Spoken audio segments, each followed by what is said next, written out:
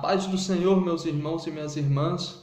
Hoje eu vou falar sobre o tema que Deus ele conhece nossas intenções. Deus ele conhece o nosso coração. Mas antes eu quero deixar uma coisa bem clara, que há uma diferença entre ter maus pensamentos e alimentar maus pensamentos.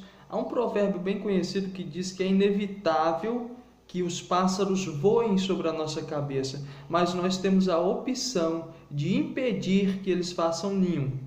Então, vontade de mentir vai surgir na nossa mente, vontade de socar aquele irmão que nos perturba, que tira sarro da nossa cara, vai vir sobre a nossa mente, aquelas vontades, aqueles desejos proibidos, eles vão surgir sobre a nossa mente, porque enquanto nós estivermos aqui vivos na terra, os desejos da carne, eles vão nos atacar, eles vão nos seduzir, vão nos assediar e não tem para onde correr. Mas eu quero ter minha mente 100% limpa, eu quero andar pelas ruas e eu não quero pensar nada negativo, eu quero ser um anjo sem asa, eu quero olhar para ali e ver amor, olhar para lá, ver paz, olhar para frente, eu quero ter uma mente 100% limpa. Se você quer, eu descobri um método muito forte, um método muito bom, que você vai alcançar esse objetivo seu. Vá para o monte, faça um jejum e uma oração de 30 dias e peça a Deus para te recolher, peça a Deus para te levar. Você nunca mais vai ser atacado por desejos ilícitos, nunca mais vai sentir raiva de seu irmão, nunca mais vai ter vontade de mentir, nunca mais vai ter vontade de bater em ninguém. Mas enquanto nós estivermos nesse corpo, nesse mundo, nós vamos ser atacados, nós vamos conviver com essa natureza pecaminosa que nós temos. Agora, alimentar maus pensamentos é quando a pessoa vive pensando em determinado pecado de forma compulsiva. Está trabalhando, está pensando. Deitado, está pensando. Vive alimentando diariamente suas fantasias, seus desejos, suas intenções de uma forma compulsiva. E às vezes só não comete, só não consuma esse pecado porque existem pessoas à sua volta. Existem pessoas que a estão observando. E há uma diferença muito grande entre eu não cometer determinado pecado porque eu tenho medo das consequências, porque as pessoas estão me observando, e eu não cometer determinado pecado porque eu respeito os princípios estabelecidos por Deus. Mas aí vem a pergunta, é a mesma coisa? O importante é não pecar? Para Deus não é a mesma coisa. Para Deus não tem o mesmo significado. Antes, você sabia que o diabo ele é muito interessado em descobrir nossas intenções, em descobrir nossas motivações, o motivo de não pecar e o motivo de pecar? Ele é muito interessado em saber. Lá em Gênesis, capítulo 3, quando nós vemos a mulher sendo tentada, a serpente chegou até a Eva e perguntou: Eva, por que você não se alimenta dessa árvore? A resposta de Eva foi: porque Deus me disse, olha, de todas as árvores do jardim você vai se alimentar. Você pode se alimentar, mas desta árvore você não coma, porque no dia que você comer você vai morrer. Perceba que existiam dois motivos pelos quais Eva não comia aquele fruto. O primeiro é porque Deus disse não, você não pode comer, primeiro. O segundo é porque ela sabia que no dia que ela comesse, ela iria morrer. Ela iria sofrer as consequências. E existem dois tipos de Eva. E uma delas pode nos representar. Eu vou explicar melhor. Uma delas pode nos representar. A primeira é a Eva que não come do fruto que simboliza o pecado, que não se alimenta desse fruto que simboliza o pecado, porque respeita o não de Deus. respeita o não de Deus, respeita os princípios de Deus. Deus, ele disse não, não importa o que o diabo diga, você sempre vai rejeitar. Foi o que Jesus fez lá no deserto quando o tentador veio para tentá-lo. Jesus disse não, não, não e não. Por que não? Porque Deus disse que não. Pronto, acabou. Já a segunda Eva, a segunda mulher que pode nos representar é aquela que não come da fruta porque tem medo das consequências, tem medo da morte, mas vai chegar um momento que ela vai ser enganada pela serpente e ela vai acabar comendo daquela fruta, ela vai acabar desobedecendo a Deus, porque medo de consequências, medo da morte não impede ninguém de pecar.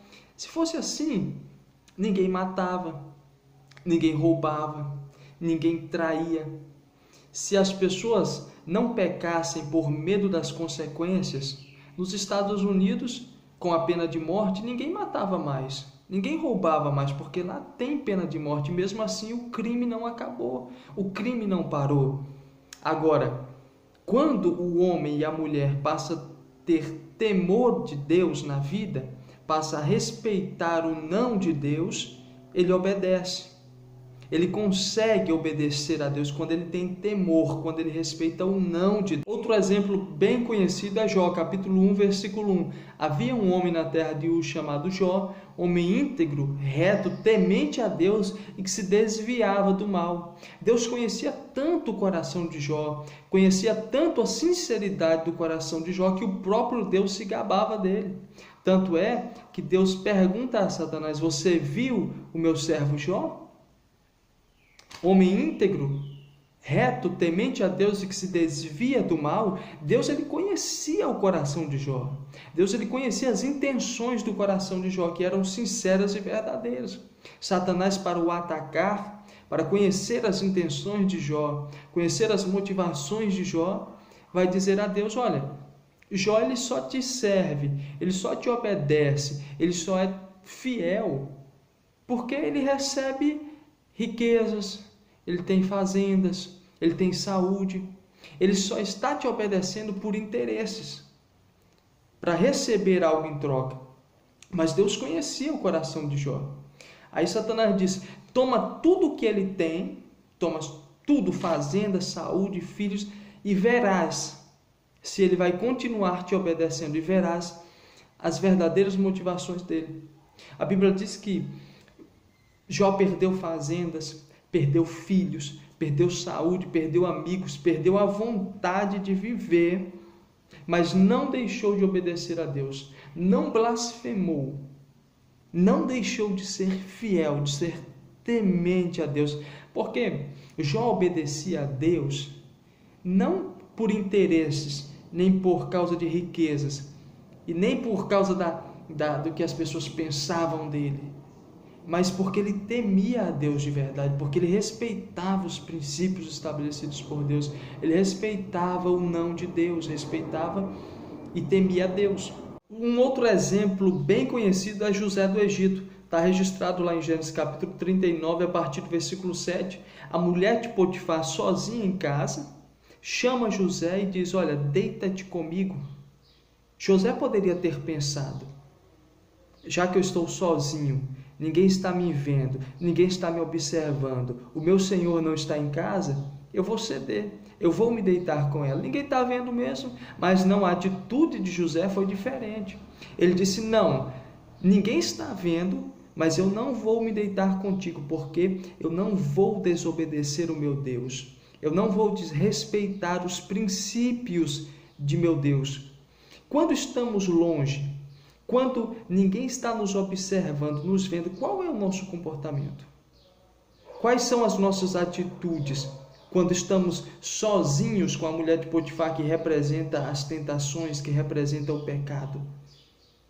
Como é o nosso comportamento? Existem dois José e um deles vai nos representar. O primeiro José é aquele José que não fez antes porque não teve oportunidade.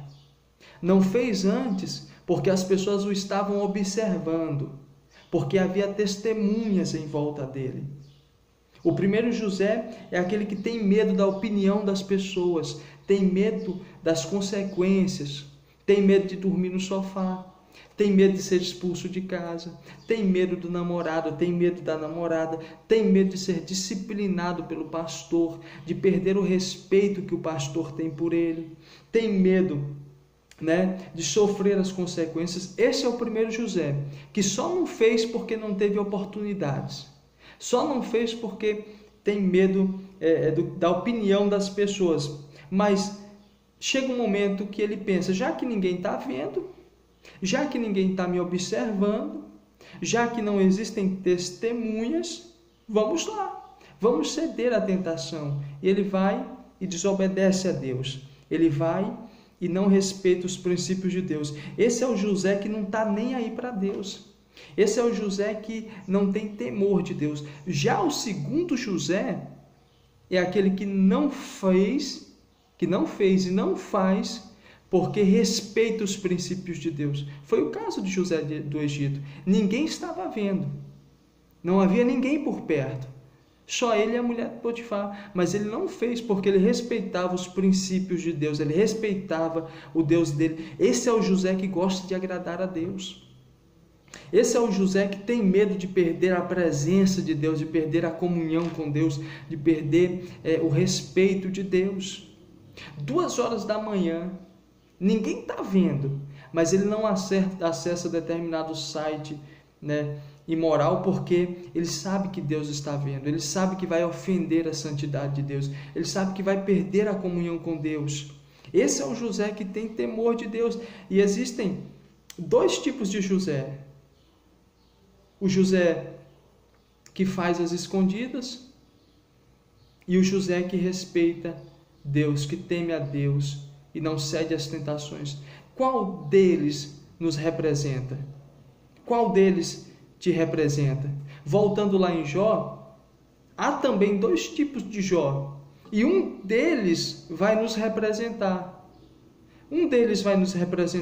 O Jó que serve só por interesses, que só está com Deus em busca de carro, em busca de casa, em busca de prosperidade. E existem muitos Jó como esses por aí, que estão em busca apenas de coisas materiais, em busca apenas da recompensa, em busca apenas de bens materiais.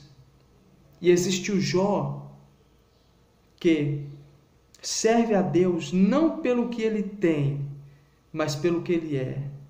Não pelo que ele faz, mas pelo que ele é. Deus conhece o nosso coração. Ele sabe quem somos de verdade. Ele sabe qual tipo de Eva te representa, me representa. Ele sabe qual tipo de José nos representa. Ele sabe qual tipo de Jó nos representa. Ele conhece as nossas intenções. Ele conhece o nosso coração. Deus abençoe. Fiquem na paz do Senhor.